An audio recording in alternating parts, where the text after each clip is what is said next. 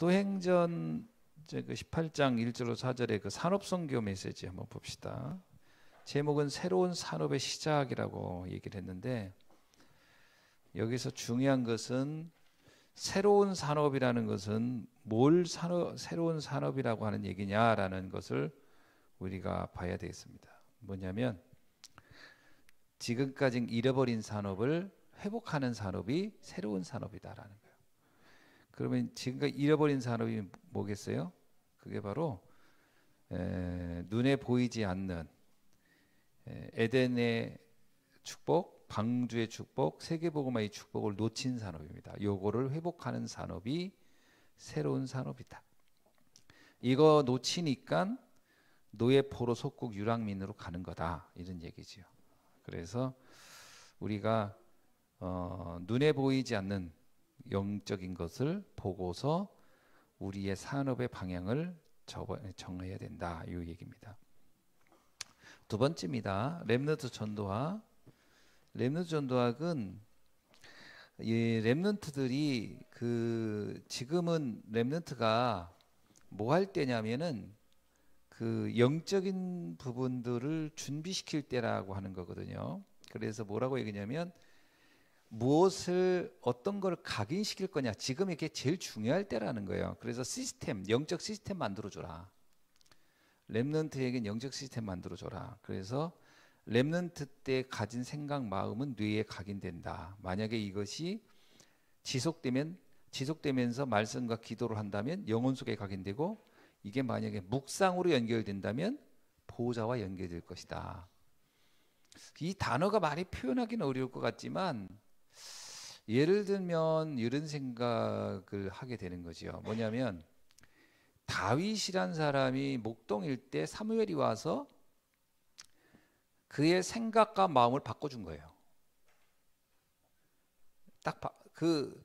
뭐라고 말했을까는 우리는 상상해 봐야 되겠죠. 그 정황들이 있으니까. 근데 분명히 저는 그런 얘기 했었을 것 같아요. 지금 블레셋의 상황 알지 않냐? 우리 나라 상황 어떻겠니? 지금 이 나라의 지금 지도자. 왜냐하면 사사시대 지나면서 이스라엘은요, 그 사사시대가 한 400년 되거든요. 400년간 14대의 사사 지나면서 어떤 일이 있었냐? 그리고 그러니까 사울왕 세워놓고 어떤 일이 있었냐? 그 얘기 분명히 했을 겁니다. 그러면서 우리에게 일어난 그 우리의 그 믿음의 그야말로 우리의 뭘 모델을 할 수 있는 모세가 우리에게 전달해준 그 헛개는 지금 어떻게 되냐? 이게 우리 민족이 처한 상황 아니냐? 여기에 너는 무엇을 해야 되겠냐? 나는 이거 얘기했을 것 같거든요. 그래서 그 다윗에게 생각과 마음을 난 바꿔줬다고 보는 거예요. 그날 이후로부터요. 그날 이후로 사무엘은 완전 달라진 거예요. 다윗은 완전 달라졌어요. 사무엘이 그 말 듣는 이후로. 그래서 거기 뭐라고 하냐면 그날 이후로 다윗은 여호와의 영에 크게 감동하여, 완전 생각이 달라졌어요. 요게 필요하다는 거죠. 이게 필요합니다. 그러니까 뭐 애들한테 막 이 말 저 말 뭐 별얘기 다 하는 것이 중요한 게 아니고, 인생을 터닝 포인트 시킬 만한 뭔가의 충격적인 부분이, 저는 그게 아브라함에겐 이삭에게 준 사건인 것 같아요. 아브라함이 이삭을 모리아산에서 그 생각과 마음을 완전히 바꿔버린 거죠.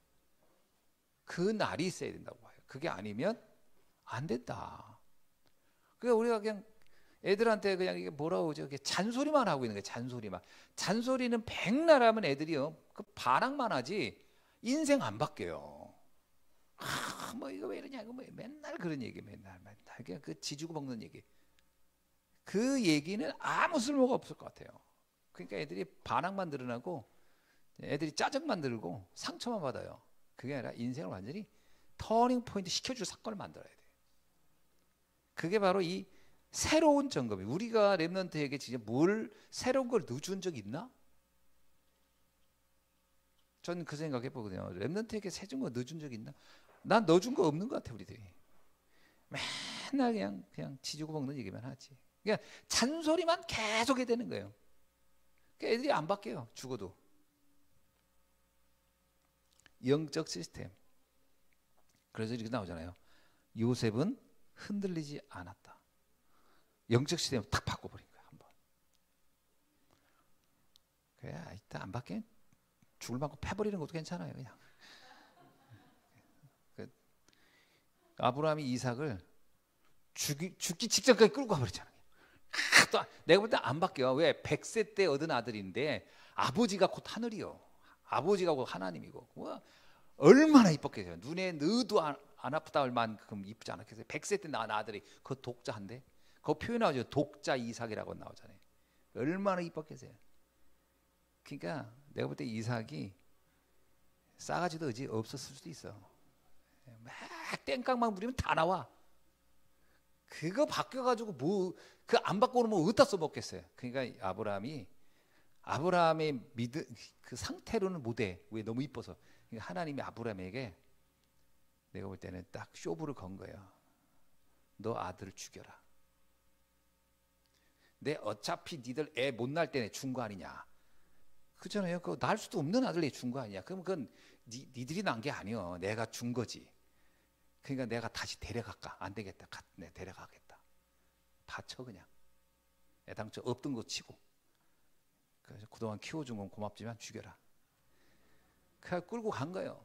그래서 이제 죽여 그냥 빨리. 그 내가 그냥 제물로 받을게.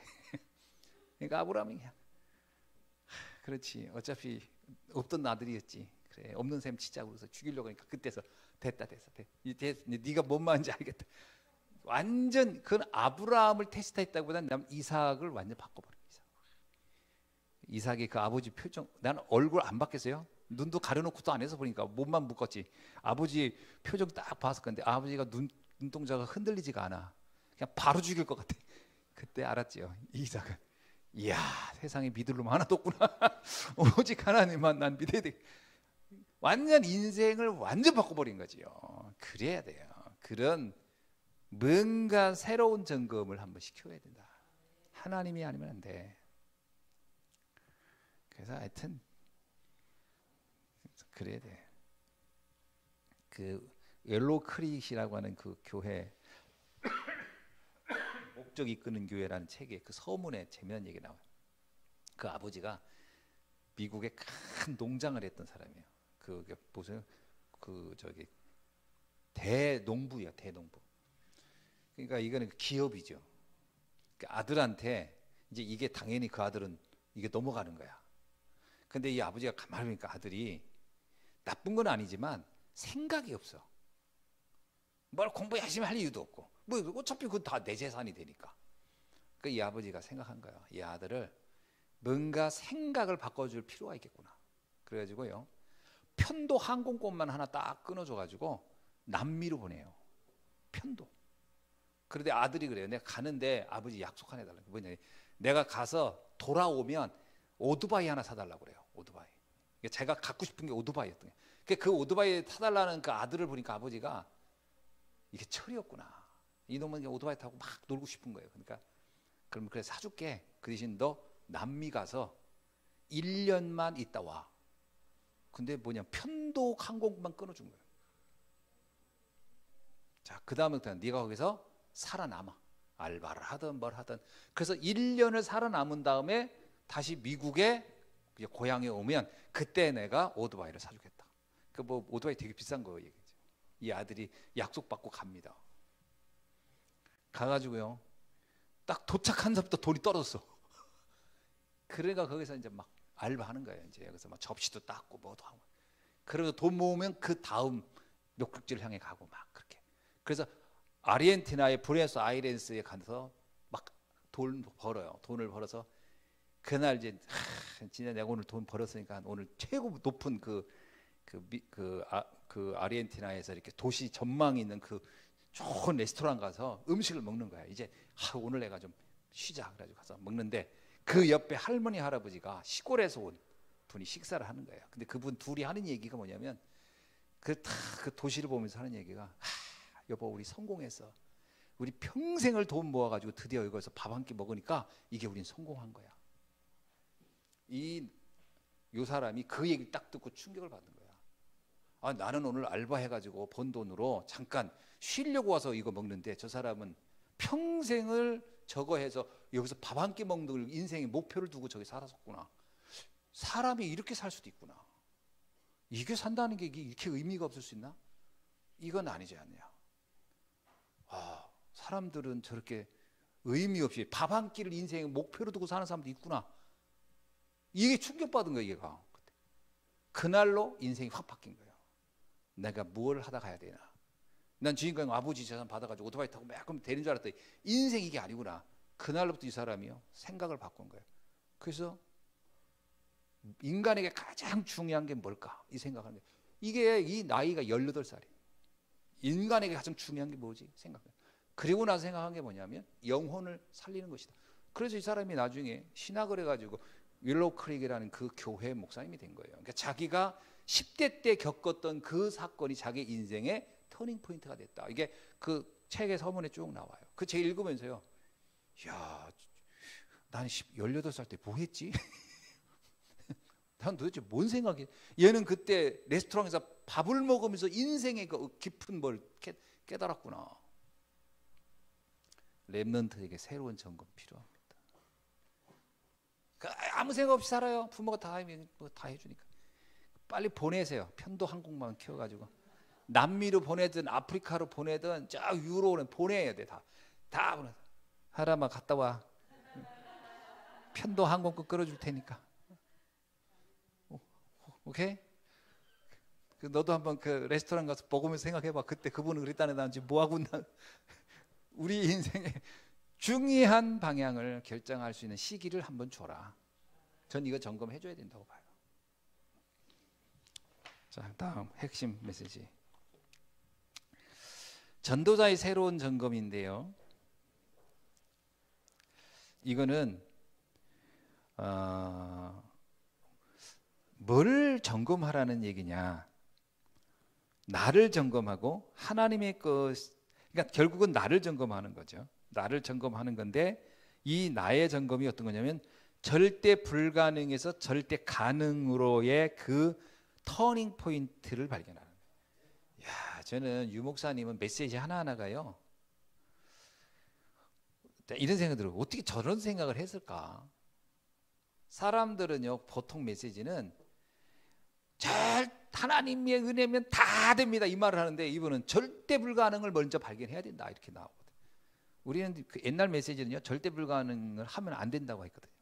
무조건 할 수 있어. 하면 돼. 할 수 있어. 하자. 이런 식인데 안 된다. 왜? 안 된다는 걸 깨달아라. 그래야 하나님께 내 인생을 맡길 수 있는 것이다.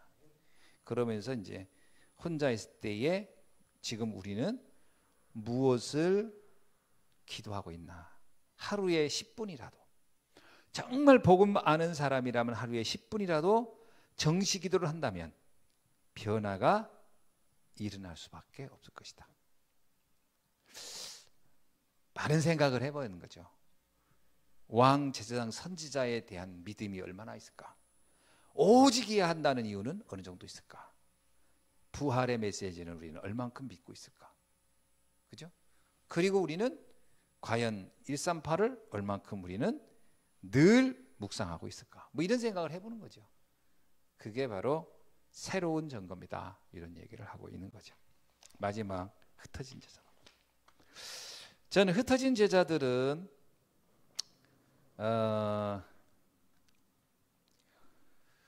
렘넌트에 대한 이해를 말해주는 거예요. 도대체 렘넌트라는 것을 어느 정도 이해하고 있을까? 이런 얘기예요. 근데 이 메시지를 왜 자꾸 할까요? 저는 이걸 메시지를 하는 걸 보면서 뭐라고 느끼냐면 실제로는 사람들이 렘넌트어냐 관심 없다라고 느낀 것 같다는 거예요. 선교 현장은요. 선교 현장에 가보면 유 목사님 본 거겠죠?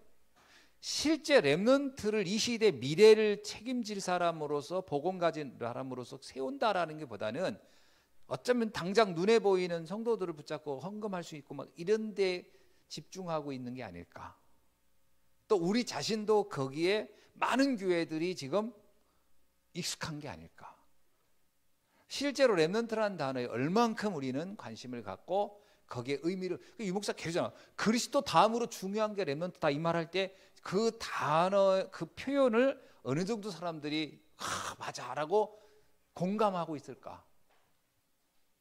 아니 복음은 혼자 둥둥 떠다니는 게 아니잖아요. 복음은 이 복음을 아는 사람을 통해서 확산되는 거라면 그 아는 사람이 제일 중요한 거잖아요. 그게 예를 들면 성경의 역사는 왜 렘넌트 7명이라고 했을까요? 그것도 의미심장하잖아요. 아브람, 이삭 이런 사람들 다 렘넌트 7명 속에 들어가는데 결국 성경에서 이런 사람 다 빼버리면 누구를 통해 어떻게 역사했다는 걸까요? 그게 없잖아요. 그러니까 성경 전체를 놓고 보면은 이 복음을 알고 복음을 전달한 사람들과 하나님과의 사건들의 이야기잖아요. 그러니까 제일 중요한 거죠.